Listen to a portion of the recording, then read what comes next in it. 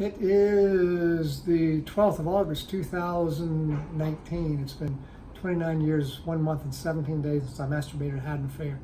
We're looking at ways that we keep ourselves sane in our heads, because 98% of addiction is in your head. 98%.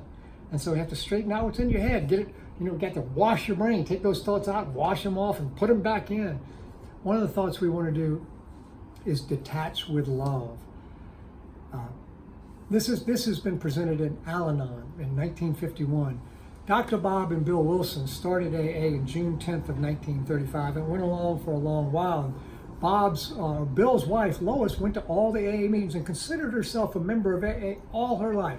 But in 1951, she said, Bill, I got some of the same problems that you got, and I don't drink. And so she started the second 12-step program in history. Now there's over 400 for everything imaginable. But it was for Al-Anon. It was for friends and family members of alcoholics. Now we expand that to friends and family members of addicts. And they had a whole set of problems that were quite similar, but a little bit different. Like an alcoholic, it says in our literature in the sixth step, it says, we constantly run from our pain and problems. Whereas the Al-Anon says, we constantly dwell in our pain and problems. So, the old joke is, what does an Al-Anon see right before she dies? The alcoholic's life flashing before her. Because she's so obsessed with the alcoholic, she's not paying attention to herself.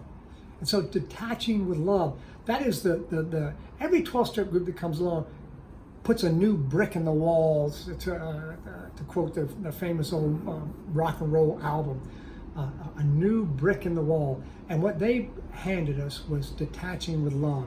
If somebody's doing something addictive, the first thing you have to learn in yourself is you're powerless over your own addiction. But then as you get better after a while, you start looking around and saying, there are other people who are doing things that are powerless, and there's nothing that you can do about them. Nothing. And that's incredibly hard to understand. You can't try to talk them into it. You can't try to trick them into it. You can't make deals with them. You can't persuade them. You can't cajole them. You can't do anything like that. There's nothing that you can do. So they have to feel their own life.